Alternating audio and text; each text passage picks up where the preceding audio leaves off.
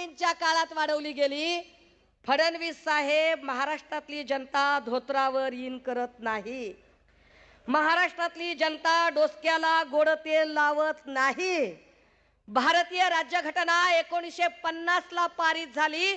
50 ला आरक्षणाची संकल्पना आली. 50 पासून 10 वर्ष म्हणजे 1960. 60 ला भाजपचं सरकार केंद्रात होतं का? 60 ला ज्यांनी आरक्षणाची मर्यादा वाढवली ती काँग्रेस होती. त्यानंतर 70 ला सुद्धा तुम्ही सत्तेमध्ये नव्हतात. मोदीजी तर कुठल्या तरी रेल्वे स्टेशनवर चाय पीत विकत असतील. मग तुम्ही आणलं कुठून हे नरेटिव्ह? फडणवीस साहेब धादांत खोटं बोलत तुम्ही एक एक गोष्ट लोकांच्या गळी उतरवायचा प्रयत्न करता. आता त्यांनी एक नवा मुद्दा काढलाय. म्हणजे लाडक्या बहीण योजनेचं तर ते खोटं नरेटिव्ह करतातच करतात.